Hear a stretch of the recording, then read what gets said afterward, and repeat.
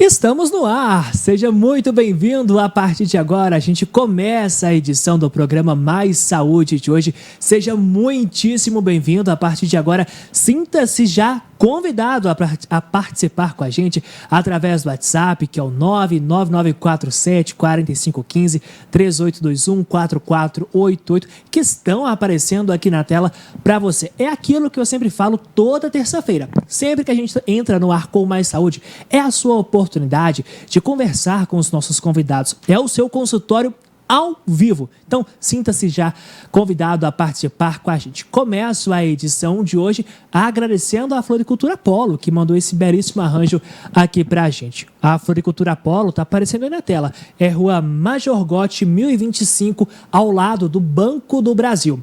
Telefone 3822-2200. 3822-2200. Um beijo pra Lourdinha, toda a equipe da Floricultura Apolo. Agora, me conte aqui.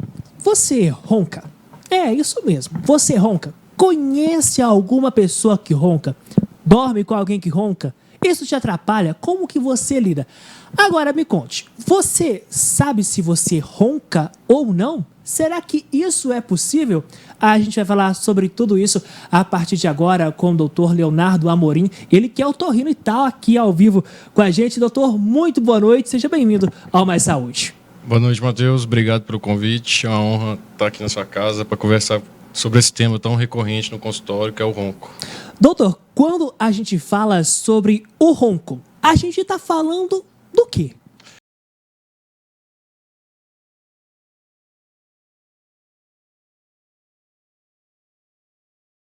Parando de respirar ou dormir e está incomodando muito o parceiro ou a parceira em si.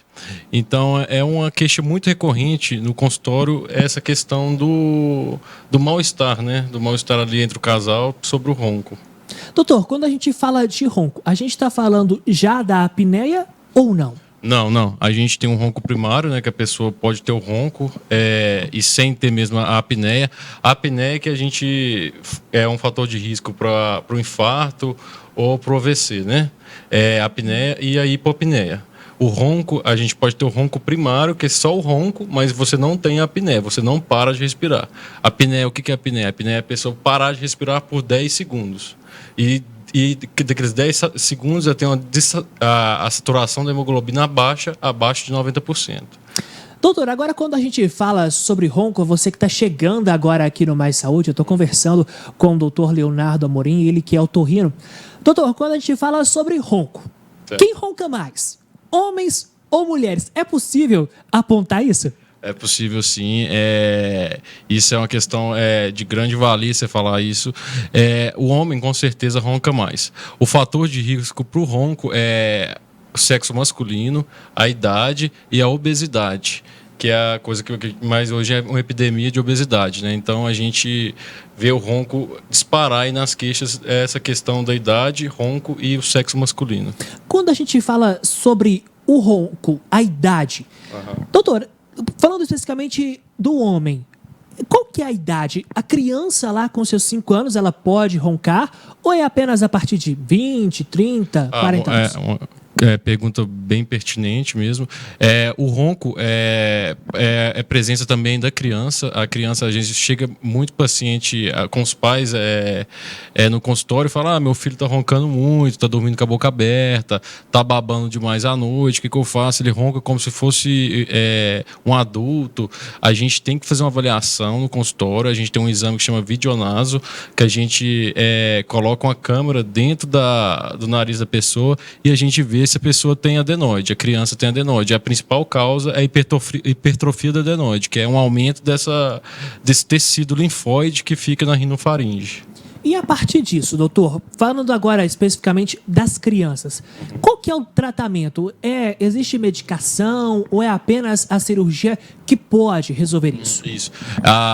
Um exame físico de uma criança que a gente vê é o tamanho das amígdalas, a gente vê principalmente as amígdalas e a adenoide, que eu falei que é o tecido atrás, que fica na rinofaringe.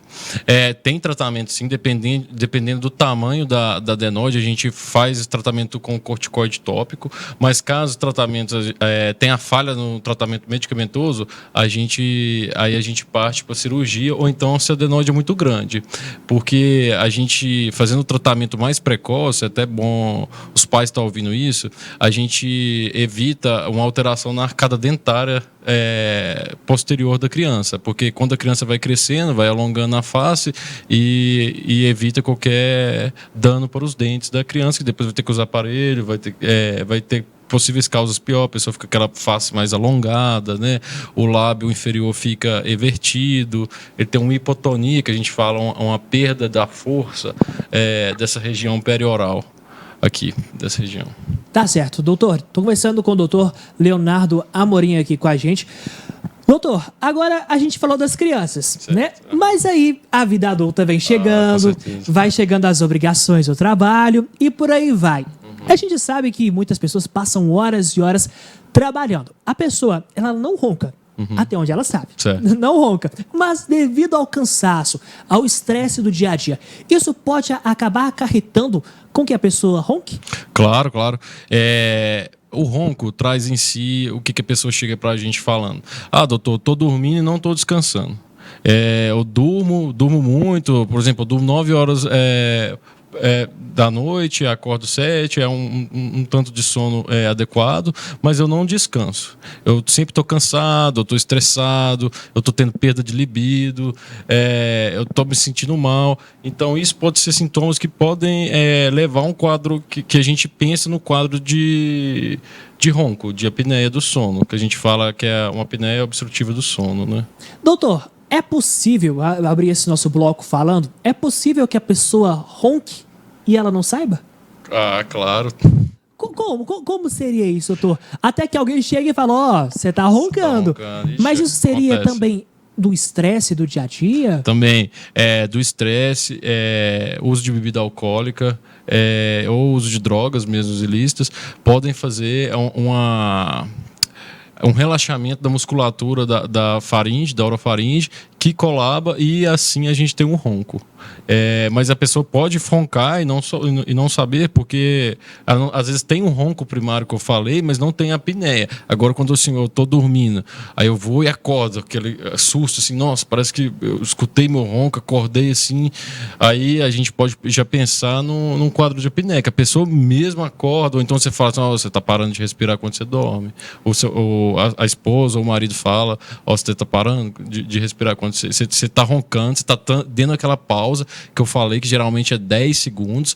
A gente faz um exame, a gente pede um exame que chama polissonografia, para a gente avaliar as fases do sono e para a gente diagnosticar a apneia. Aí, desse jeito, a gente tem um diagnóstico exato do quadro de apneia.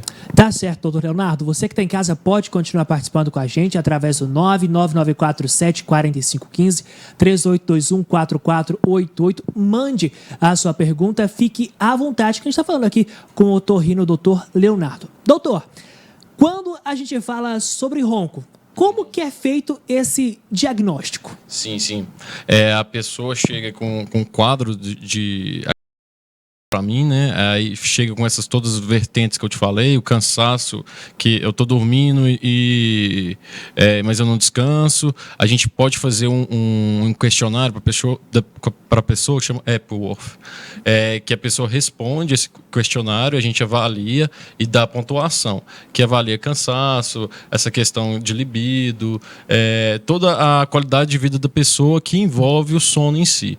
Então, se ela pontuar acima de 10, a gente fica alerta. Pode ser um quadro de apneia obstrutiva do sono aí, pode ter apneia. Aí a gente pede a polissonografia, que tem vários tipos de polissonografia. Aí a gente faz um score, que a gente vê 3 classificações, que a gente vê se a pessoa tem uma doença de base, que a gente fala uma hipertensão, um diabetes, aí a gente já acende mais a lanterna para ser uma apneia obstrutiva do sono. Porque essas pessoas que têm diabetes, hipertensão, ou uma obesidade, ansiedade, principalmente o aumento de circunferência do pescoço. Para homem, se a gente medir, acima de 43 e para mulher acima de 40 centímetros. Isso é uma das maiores características de uma pessoa que tem apneia obstrutiva do sono. Doutor, voltando um pouquinho nesse nosso bate-papo aqui, o senhor trouxe aí a questão do uso de bebidas alcoólicas, uso de drogas e por aí vai. Quando isso é constatado, é possível tratar de uma forma natural? A pessoa roncou em consequência desses fatores, isso pode se resolver naturalmente ou, desde que instalado o ronco, isso vai ser um acompanhante dele até o resto da vida? Não. O ronco, por ser multifatorial e ter várias causas, às vezes a pessoa, por exemplo, ganhou cerca de 10% de peso e às vezes depois faz dieta, perde aquela questão do peso, ela passa a às vezes cessar o ronco. Ou então a pessoa que bebe à noite, para de beber à noite e às vezes era só o ronco que estava desencadeando só a questão da bebida que estava desencadeando o ronco. Ou a questão de alguma droga ilícita que deixava a pessoa mais relaxada, principalmente, e falar de drogas ilícitas também, que a gente fala, essas medicações benzodiazepínicos, que é o famoso que acho que a maioria da pessoa que está escutando aqui, a maioria das pessoas costumam usar, que é clonazepam, alprazolam, esse Rivotril, né, o famoso Rivotril, que as pessoas tomam muito. E essas medicações, ela diminui o tempo de sono, do sono bom, que a gente fala, que é o sono REM, que a gente descansa.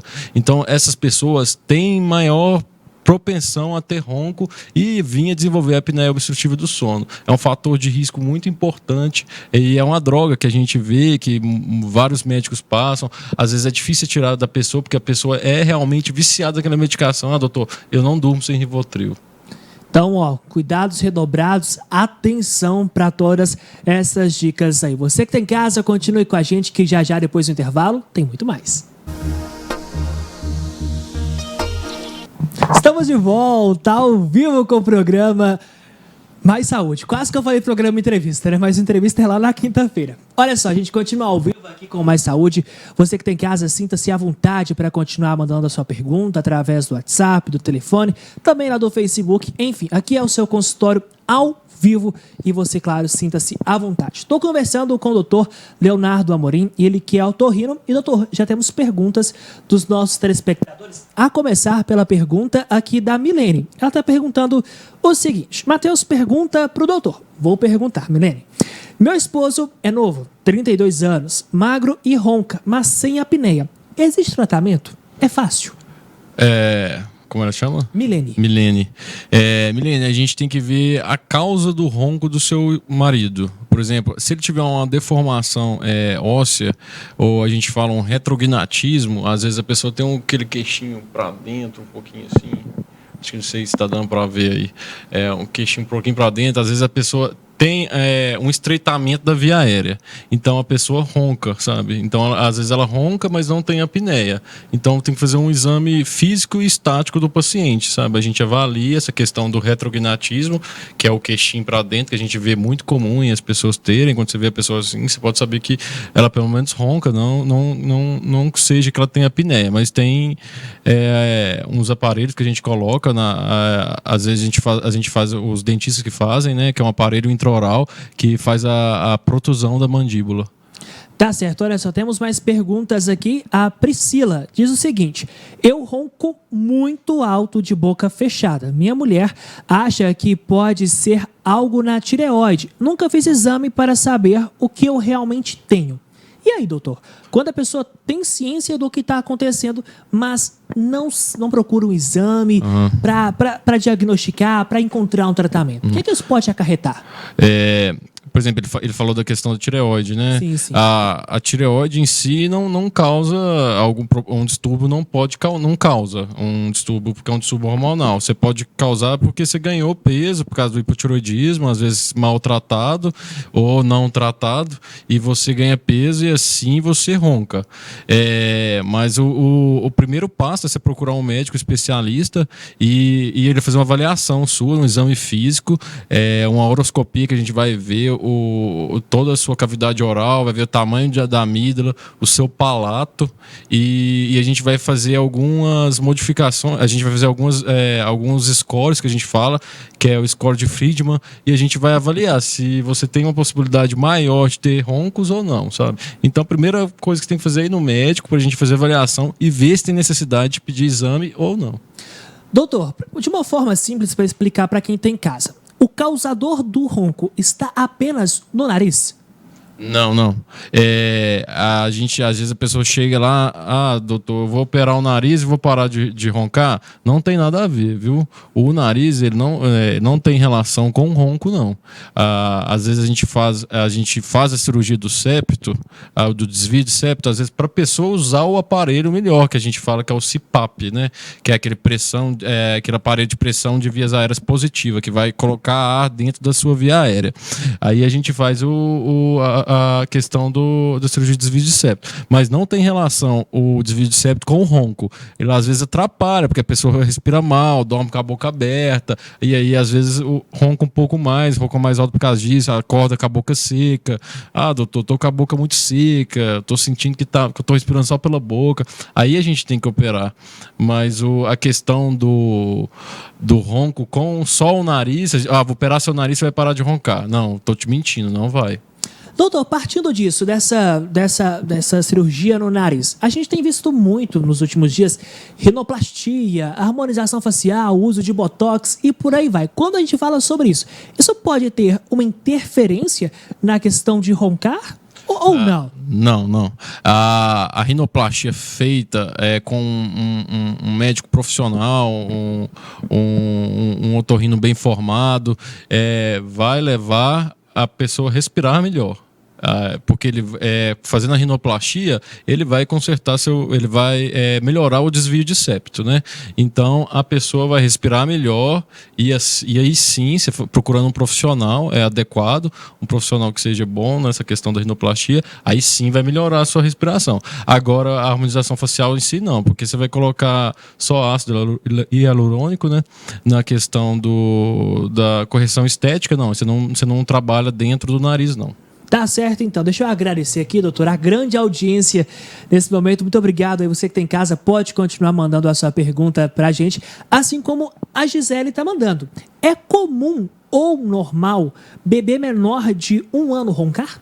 Sim, é normal. Sério? Por quê, doutor? E às vezes ronca igual adulto, hein? Sério? Sério. A gente tem várias causas. A pessoa tem que levar a criança no otorrino para ver o que é a causa do ronco. Às vezes a pessoa acha que é ronco, mas a pessoa está tendo um estreitamento da via aérea, que ela pode estar com uma estenose subglótica, que a gente fala a traqueia está estenosada, ou pode ser a causa mais comum de estridor na criança, que é a laringomalácia, que é uma redundância da mucosa da laringe. Aí ela fica mais mole e aí faz aquele barulhinho. Às vezes a criança respira parecendo um apito, sabe? Aí você tem que fazer a diferença do ronco e dessa questão de outros barulhos, entendeu? Que podem ser outras patologias, outras doenças. Doutor Leonardo, quando a criança, vamos chutar aí até 10 anos de idade, ela ronca ali, mas os pais acabam achando que vai passar, é só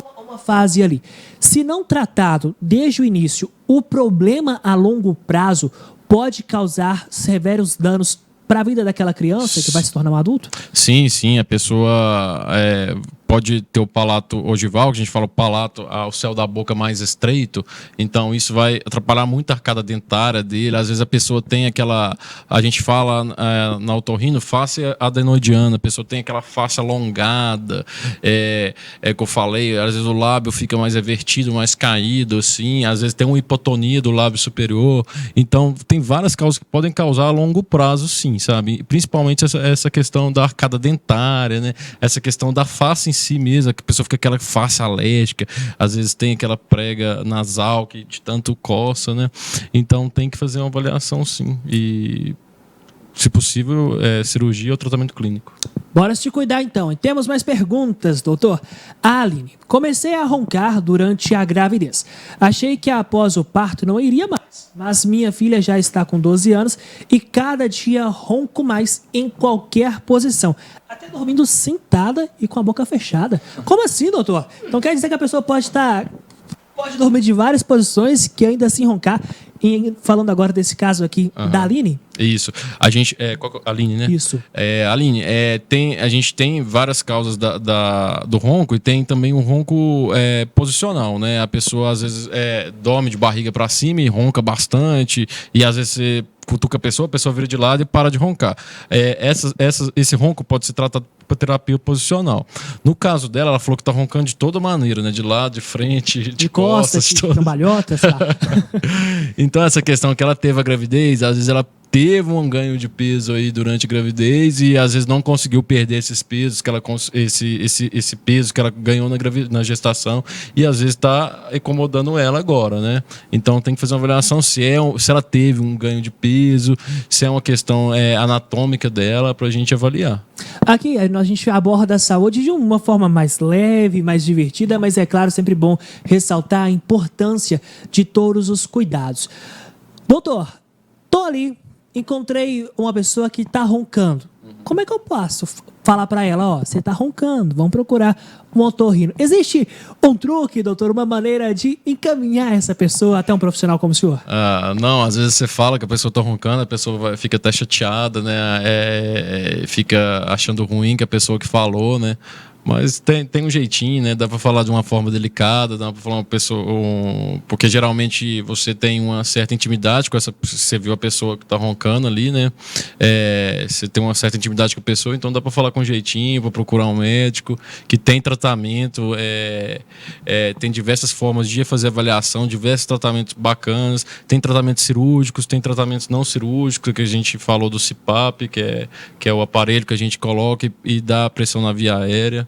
E a questão do ápio, né, que a gente fala que é a protusão, que ele faz com os dentistas, né?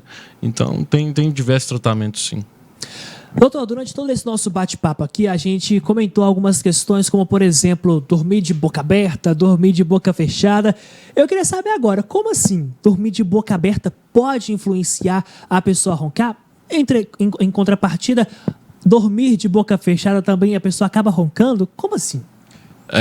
Não, geralmente quando a pessoa ronca, geralmente ela dorme com a boca aberta, sim. E que tem que fazer uma boa avaliação, avaliar a questão nasal, sabe? Porque a pessoa às vezes não consegue respirar pelo nariz. Doutor, meu desvio de septo é muito ruim, eu não consigo respirar de jeito nenhum, nunca respirei desde criança, e agora eu tô com 25 anos, ganhei 10 quilos na quarentena, e piorou tudo, agora só acordo com a boca seca, aquela boca seca que quero tomar água 3 horas da manhã e tá incomodando muito o meu estilo de vida. Aí sim, provavelmente tem a questão do nasal, né, que está atrapalhando e está acarretando vários problemas em si. Doutor, não sei se isso tem a ver com ronco, mas é sempre bom para a gente poder esclarecer para quem está em casa. Algumas vezes, em conversa com algumas pessoas que roncam, falaram que usam aquele medicamento. Não, o soro, né? Já fez a propaganda aqui para a marca. Então, acabam fazendo o uso daquele medicamento. Isso pode ajudar ou não é indicado? Olha, essa questão do neossoro é um grande vilão da otorrino, é o vasoconstritor tópico, né? Tem vários nomes no mercado, não só o neossoro, mas é o mais comum, as pessoas mais assimilaram esse nome, mas é um vasoconstritor, né? Esse é um enganador, né? A gente fala, ele é um vilão mesmo, ele só engana a pessoa porque ele dá rebote na pessoa, a pessoa usa aquilo e hoje ela melhora, amanhã ela usa de novo, melhora, então aquele negócio vai viciando a pessoa e vai ocasionando diversas vezes novamente, como fosse um ciclo. Aí ela vai só usando mais aquele tipo de droga, aquele vasodilatador tópico ali, e só piora. E a questão que ele também atrapalha a circulação causa problemas cardíacos, aumenta a pressão e aí a pessoa pode dar um infarto, um AVC, né? Então ele é extremamente ruim, não, a gente usa só em diversas situações, que a gente usa assim por 5 dias, 4 dias no máximo, e retira do paciente. O ideal é que o paciente que usa Nelsoro, que tem essa dificuldade de respiração, procurar o otorrino e fazer uma avaliação para a gente tentar tirar essa medicação. Tá certo. Temos mais perguntas aqui agora. A Antônia. Oi, doutor. Tenho parte do nariz do lado esquerdo torto. Pode ser do estreitamento? Sim. Na verdade, esse nariz torto, Antônia, né? Antônia, esse nariz torto está te causando um menor caminho para o seu fluxo aéreo chegar onde devem chegar. Então, essa questão esse nariz torto às vezes foi um trauma, ou você nasceu com esse nariz torto, pode ser um defeito na sua anatomia mesmo, e provavelmente a correção vai ser cirúrgica. Tá certo. Mais uma pergunta aqui agora, a Lara. Oi, boa noite. Boa noite, Lara.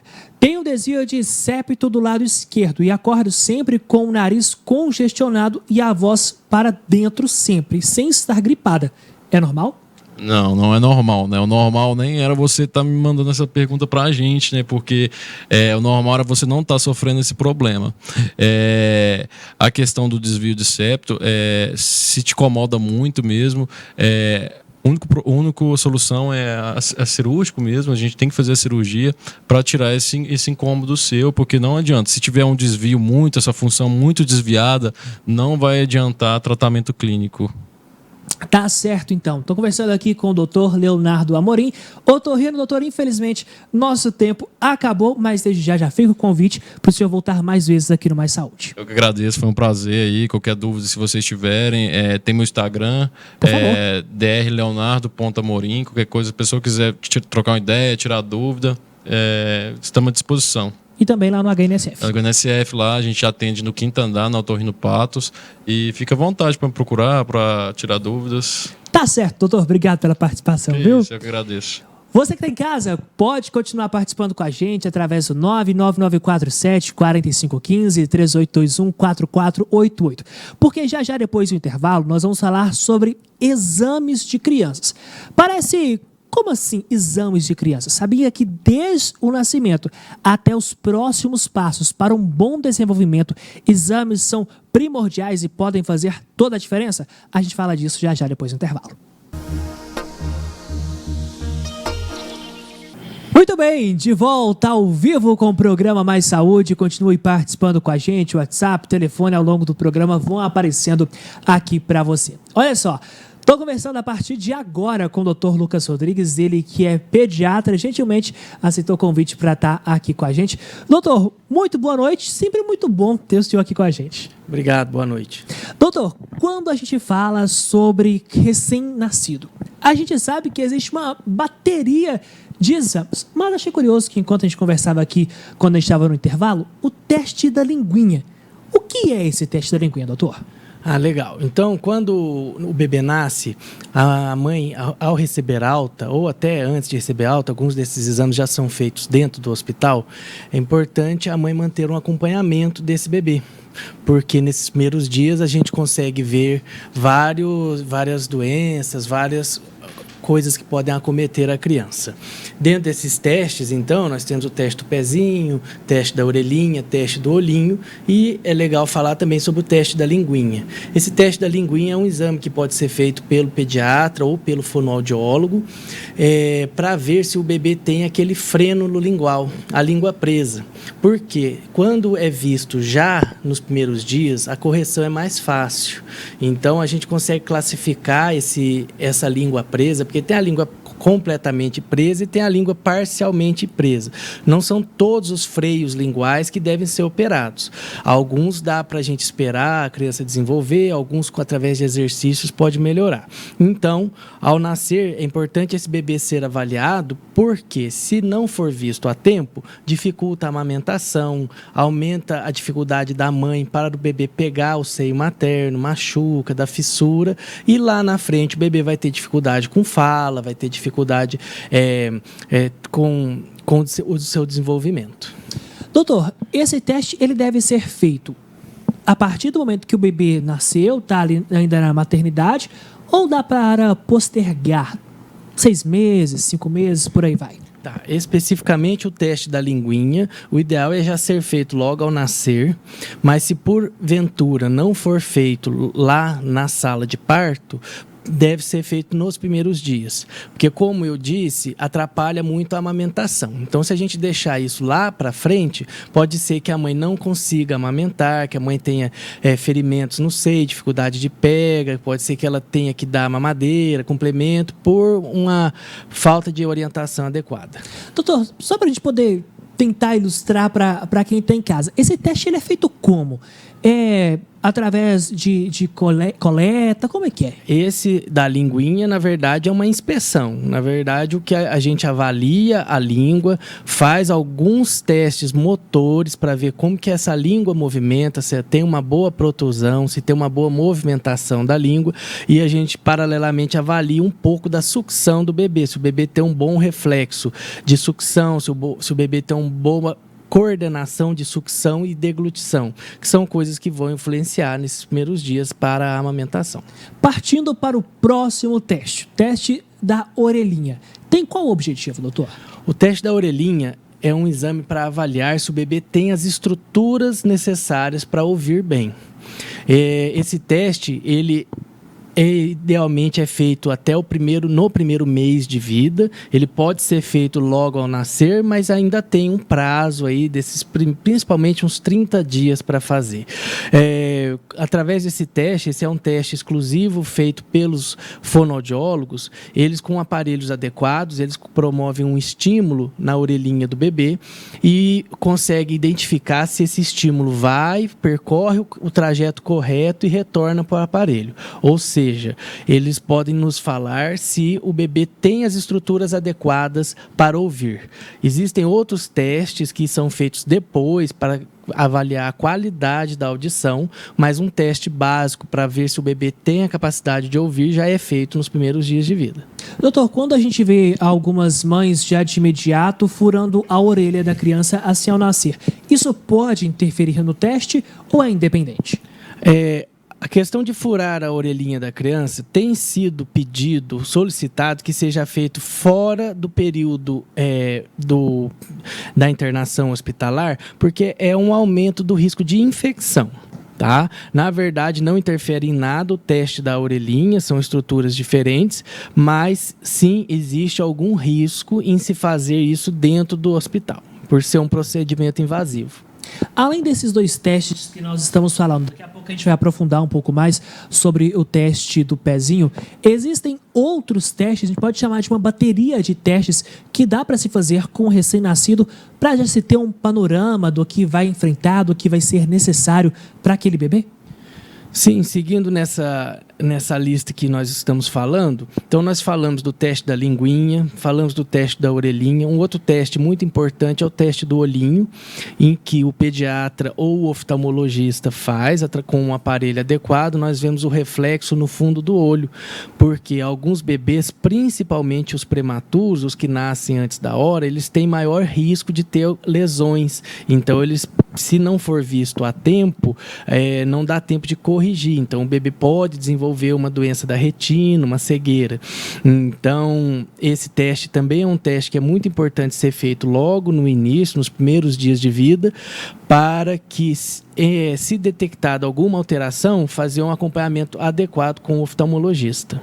Tá certo, estou conversando com o Dr. Lucas Rodrigues, ele que é pediatra, está conversando aqui com a gente sobre alguns testes quanto aos recém-nascidos. Você que está em casa pode mandar sua pergunta através do 99947-4515, 3821-4488. Doutor, porque muito se fala quanto ao teste do pezinho. O que a gente quer dizer com o teste do pezinho? O que ele vai mostrar para o profissional, para o médico? Tudo bem, o teste do pezinho é um exame de sangue que é feito preferencialmente nos primeiros dias de vida, na primeira semana. Algumas literaturas falam de 3 a 5 dias, outras literaturas de 3 a 7 dias. É um exame de sangue que vai avaliar várias doenças que esse bebê pode ter e que são doenças nos primeiros dias de vida, doenças assintomáticas. Então, o bebê nasce bem, aparentemente ele não tem nada, mas ele pode desenvolver essas doenças. E essas doenças, se não vistas e acompanhadas a tempo, podem levar a atraso do desenvolvimento, dificuldade de ganho de peso e doenças que podem ser até fatais. Hoje em dia, doutor, esse teste ele continua sendo realizado apenas no pezinho ou já se tem outras formas para fazer a coleta desse sangue? O teste tradicionalmente é feito no pezinho, por isso o nome, né? Porque o pé tem uma rede grande de vascularização, então é fácil para obter o sangue. No entanto, no pezinho dói um pouco, né? Então, alguns laboratórios já convencionaram de colher o exame normalmente no braço. Isso gera algumas dúvidas, às vezes, aos pais, porque, olha, eu fui fazer o teste do pezinho, mas colheu do braço, e, na verdade, o sangue é o mesmo. Então, o importante é colher esse sangue nesse período, não deixar passar essa primeira semana.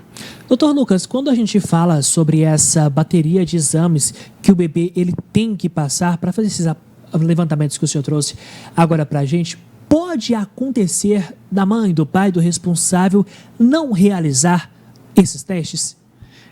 Sim, pode acontecer. Há uma campanha de busca ativa desses pacientes, então, com as DNVs, que são as declarações de nascidos vivos, a prefeitura, o posto de saúde sabe as crianças que nasceram e eles têm um bom controle dessas crianças, porque o teste do pezinho é uma coisa que funciona já do SUS, já está desde 1992 que é feito, e é um exame que funciona bem. Então, a grande maioria da população dessas crianças realizam esse exame.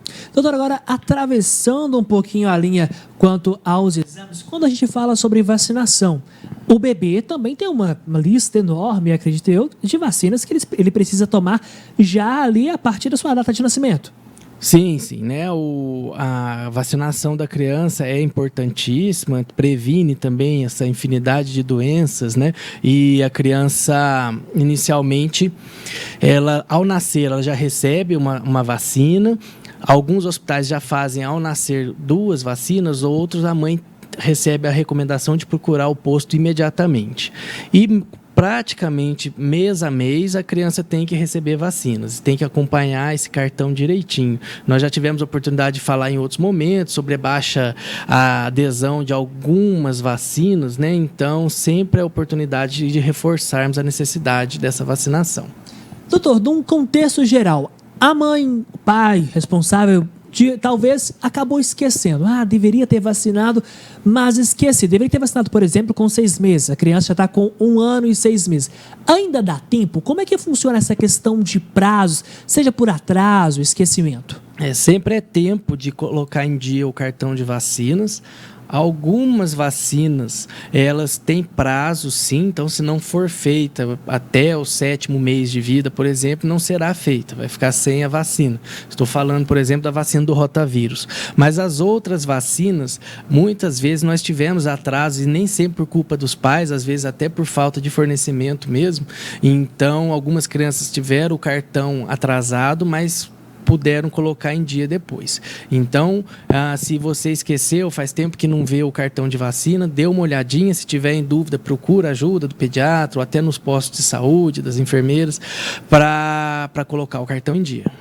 Quando o cartão, falando especificamente da criança, quando esse cartão ele não está atualizado, prejuízos, riscos eminentes.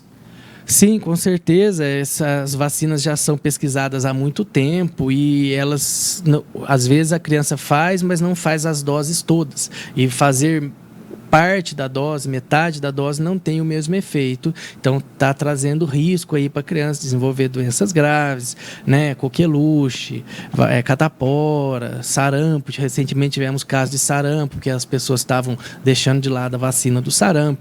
A catapora, sempre surgem correntes antivacinas, e aí a catapora dispara, então são doenças imunopreveníveis, doenças que já temos vacinas que a gente não pode deixar de lado.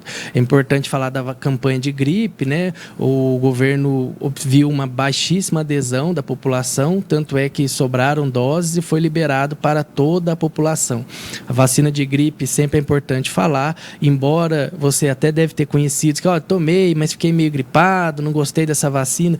Ela na teoria, ela não dá nenhum desses efeitos colaterais, mas na prática a gente vê mesmo, né? Dá um pouco de febre, dá um pouco de reação, mas a vacina previne formas graves. O fato de prevenir formas graves de gripe é o grande trunfo dessa vacina. Você, estando vacinado, você não vai ser internado numa UTI, você não vai ter uma complicação da gripe. Você vai se resfriar, você vai gripar do mesmo jeito, vai ter febre, vai ter tosse, mas não vai ter forma grave. Então, é importante a gente vacinar. Doutora, a gente viu a recomendação aí do Ministério da Saúde, me corrija, por favor, se eu estiver errado, que essa recomendação para a imunização contra a gripe começar a partir dos 6 meses de vida. Então, a mãe que está em casa agora, tem o seu bebê, por mais que de colo, pode levar no posto de saúde quanto antes. Sim, a vacina inicialmente ela é feita para crianças entre 6 meses e 5 anos e depois para idosos.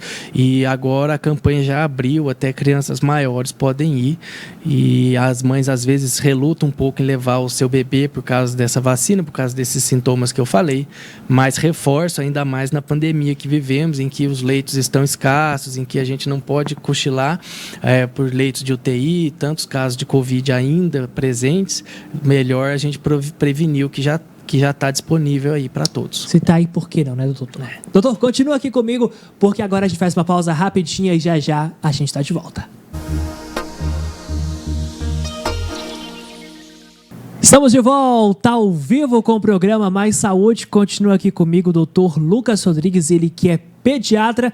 Doutor, agora eu falei que a gente foi para o lado de vacinas atravessando a linha, agora a gente volta essa linha para falar sobre a questão dos testes. Porque a gente disse sobre o teste do pezinho, o senhor mostrou as duas formas, que pode ser no pezinho a coleta do sangue, mas há outras formas também. No entanto, o que chama a atenção é que são alguns tipos do teste do pezinho.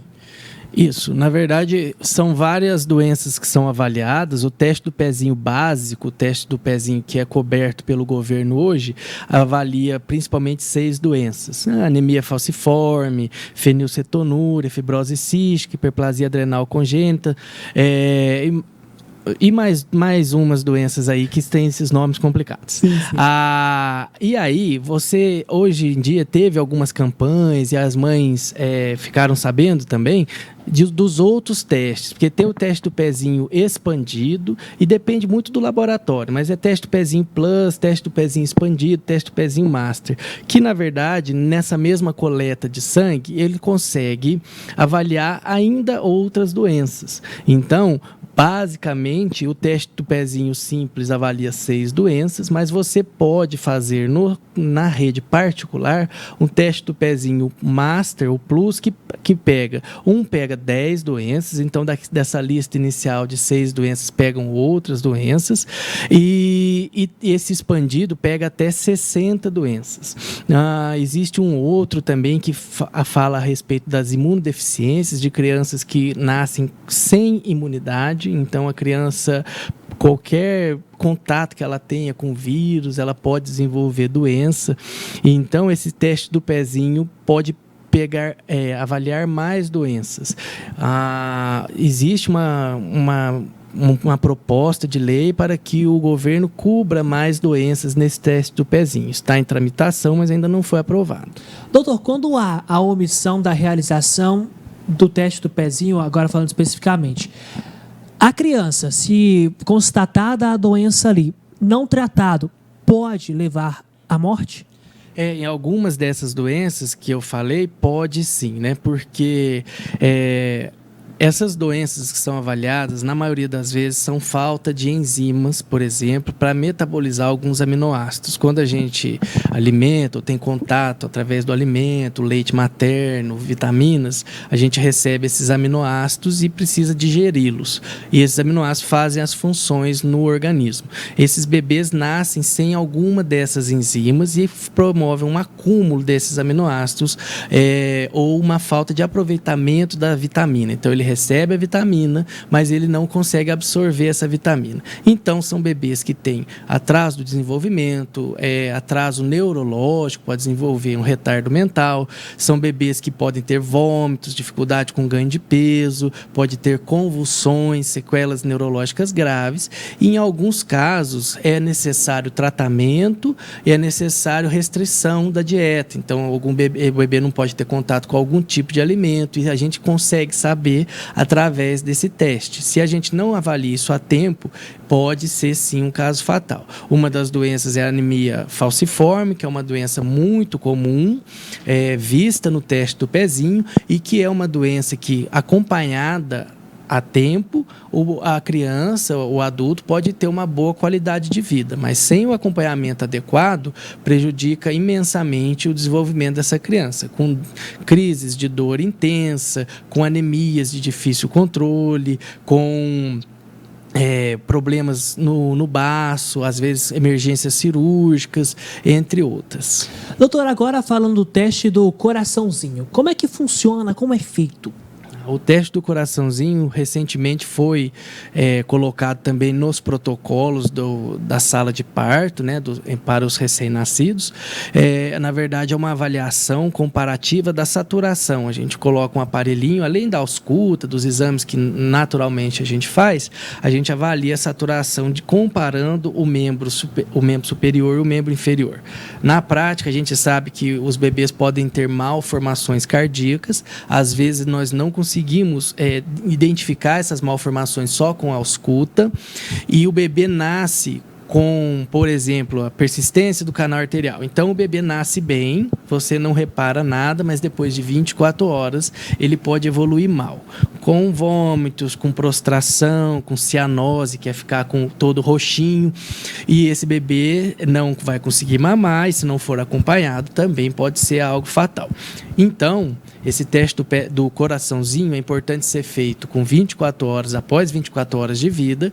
Nós avaliamos a saturação e comparamos. Não pode ter uma diferença grande na saturação do dedo da mão com o dedinho do pé ou com o pezinho do bebê. Se nós identificamos essa diferença grande de saturação, ou um sopro cardíaco ou outras alterações específicas do exame, nós podemos encaminhar a tempo para fazer um ecocardiograma e encaminhar para o serviço especializado.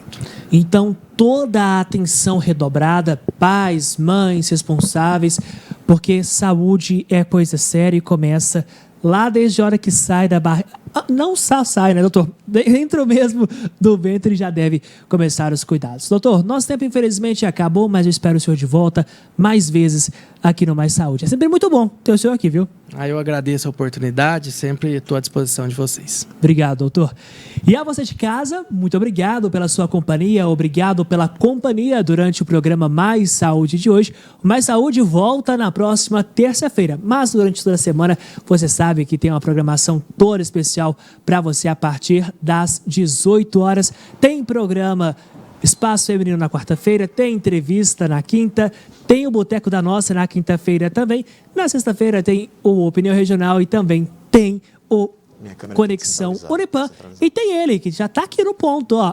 Antes de eu te chamar, deixa eu dar o tempo do corte aqui. Obrigado pela companhia. A gente volta na próxima semana. Beijo, fica com Deus.